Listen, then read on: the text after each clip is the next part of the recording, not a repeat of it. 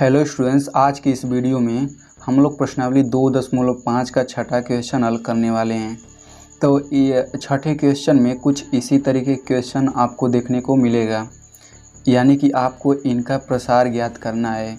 तो छठे क्वेश्चन के अंदर जितने भी क्वेश्चन दिए गए हैं उनमें केवल एक ही सर्वसंख्या का यूज होता है।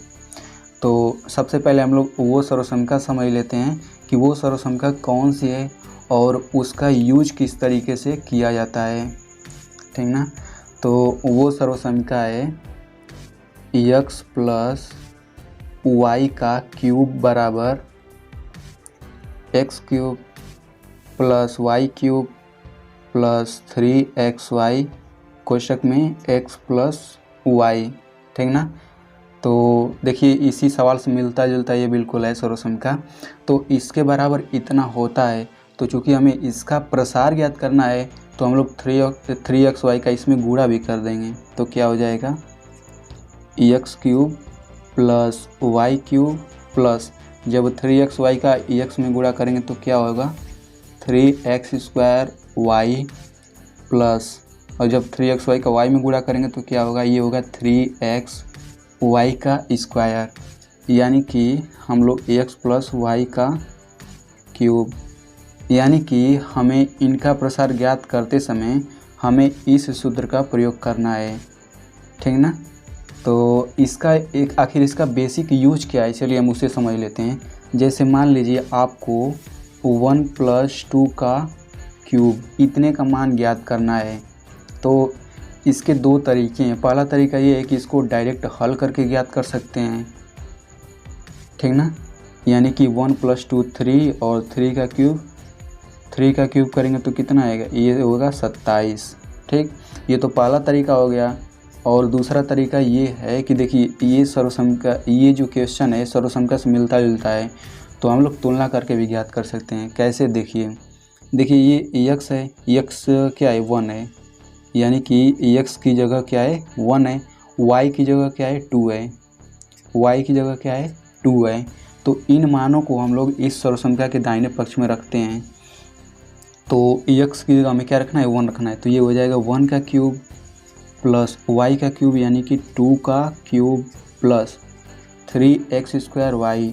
तो x की जगह क्या है 1 यानी 1 का स्क्वायर, और y का मान क्या है 2 है, प्लस 3x का मान 1, y का स्क्वायर यानी कि 2 का स्क्वायर।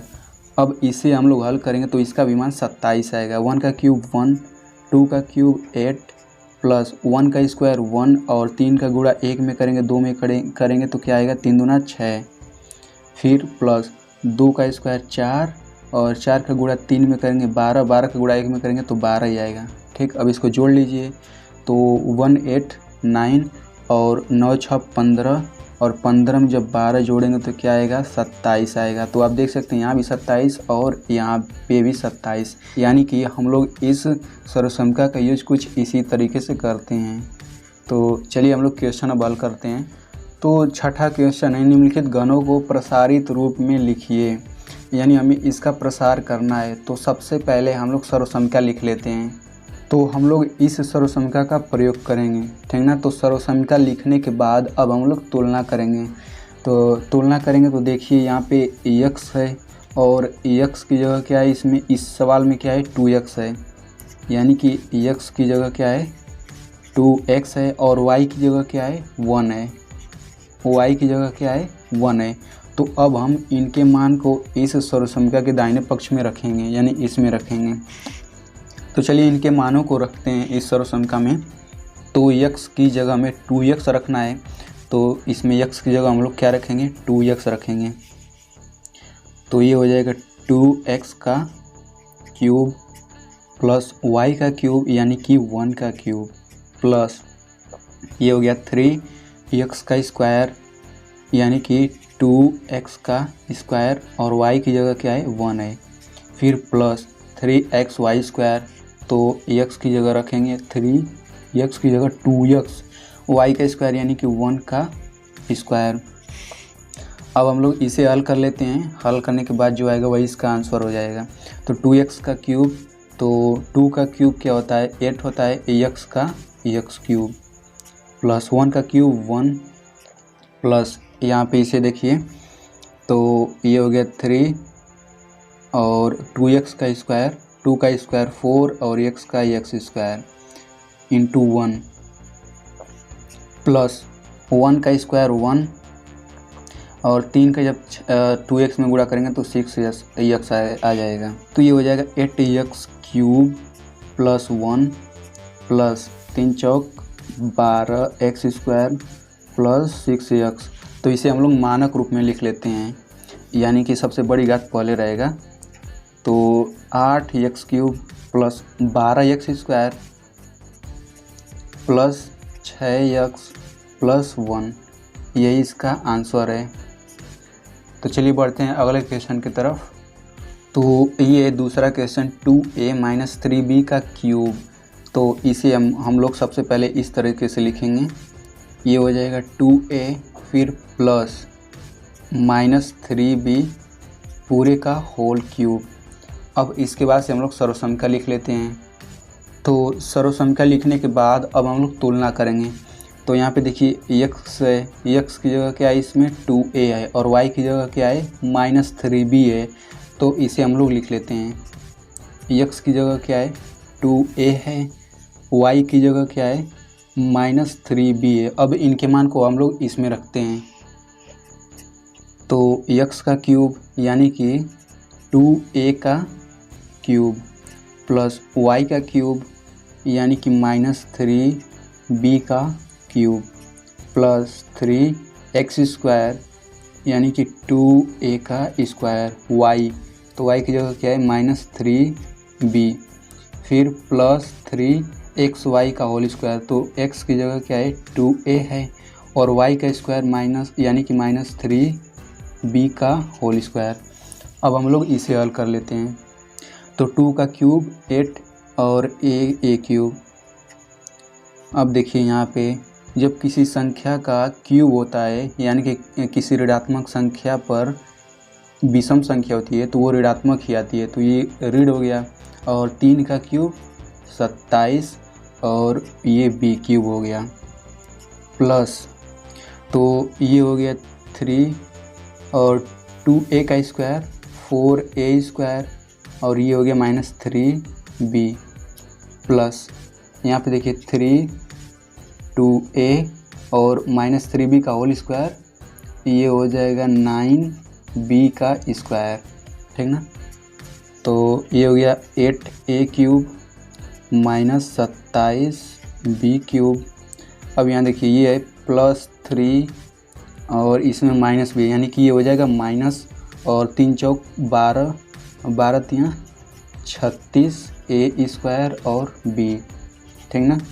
फिर प्लस 3 दूनी 6 और 6 9 54 a b स्क्वायर, यानी कि इसका आंसर यही है। तो आई होप आपको समझ में आ रहा होगा। तो चलिए बढ़ते हैं अगले क्वेश्चन की तरफ। तो तीसरा क्वेश्चन है 3/2x प्लस 1 का क्यूब, हमें इसका मान निकालना है। तो सबसे पहले हम लोग सर्वसंख्या लिख लेते हैं, इसके बाद से हम लोग तुलना करेंगे। तो यहाँ पे देखिए x की जगह क्या दिया गया है 3/2x, x की जगह क्या दिया है 3/2 इंटू x। देखिए इसके बीच ये गुणा रहता है, ठीक ना। तो 3/2 इंटू x और y की जगह क्या दिया गया है, y की जगह 1 दिया गया है। तो अब हम लोग इनके मान को इसमें रखते हैं। तो x क्यूब मतलब 3/2 इंटू x पूरे का क्यूब प्लस y क्यूब यानी कि 1 का क्यूब प्लस 3x का स्क्वायर। तो x की जगह हमें रखना है 3/2x इसका स्क्वायर और 1 फिर प्लस ये हो गया 3x। तो x की जगह हमें रखना है 3/2 इंटू x और y का स्क्वायर यानी 1 का स्क्वायर। अब इसे हम लोग हल कर लेते हैं। तो यहाँ पे देखिए जब 3 का क्यूब करेंगे तो क्या आएगा 27, 2 का क्यूब करेंगे तो क्या आएगा 8 आएगा, फिर ये हो जाएगा x क्यूब प्लस 1 का क्यूब 1 प्लस ये हो गया 3 3 का 1 में गुणा करेंगे तो 3 ही आएगा। अब इसका स्क्वायर करते हैं गुणा, 3 का स्क्वायर 9, 2 का स्क्वायर 4 और x का स्क्वायर x स्क्वायर। फिर यहाँ देखिए प्लस 1 का स्क्वायर 1 और 3 का 1 में करेंगे तो 3 हो जाएगा। और फिर 3/2 इंटू एक्स, तो ये हो जाएगा 27/8 एक्स क्यूब प्लस 1 प्लस ये हो जाएगा 9 3 27/4 एक्स का स्क्वायर प्लस 3 3 का 9/2 एक्स। तो इसे हम लोग मानक रूप में लिख लेते हैं, यानी कि सबसे बड़ी घात पहले रहेगी 27/8 एक्स क्यूब, फिर एक्स स्क्वायर वाला पद रहेगा plus 27/4 x square plus 9/2 x plus 1। ये है इसका आंसर। तो चलिए बढ़ते हैं अगले क्वेश्चन की तरफ। तो ये है लास्ट क्वेश्चन, x - 2/3 y का क्यूब। इसका हमें प्रसार ज्ञात करना है। तो सबसे पहले हम लोग इसे सर्व संख्या के रूप में लिख लेते हैं। तो ये होगा x फिर प्लस -2/3 इंटू y पूरे का होल क्यूब। जब प्लस का माइनस में गुणा करेंगे तो माइनस आ जाएगा, ठीक ना। तो इसके बाद से अब हम लोग सर्व संख्या लिख लेते हैं। तो सर्व संख्या लिखने के बाद अब हम लोग तुलना करेंगे। तो यहाँ पे देखिए x है, तो x की जगह x ही है, लेकिन y की जगह क्या है -2/3y है। तो x की जगह हमें क्या रखना है, x रखना है, और y की जगह हमें क्या रखना है, y की जगह रखना है -2/3y। तो चलिए अब हम लोग इनके मान को रख लेते हैं। तो x क्यूब यानी कि x का x क्यूब ही रहेगा प्लस y क्यूब यानी कि -2/3 इंटू y का क्यूब प्लस 3x स्क्वायर यानी कि x स्क्वायर, y की जगह क्या रखना है -2/3 इंटू y प्लस 3x की जगह x और y का स्क्वायर यानी कि -2/3 इंटू y का होल स्क्वायर। तो इसे ही हल करना है। तो ये हो गया x क्यूब। यहाँ पे देखिए, तो किसी भी ऋणात्मक संख्या का जब विषम घात होता है तो वो ऋणात्मक आती है। तो ये 3 घात है तो ये ऋण हो जाएगा, ठीक। और 2 का क्यूब 8 और 3 का क्यूब 27 और y क्यूब, ठीक ना। तो फिर प्लस होता है तो 3 से 3 कट जाएगा, प्लस का माइनस में गुणा करेंगे तो क्या आएगा, माइनस आएगा।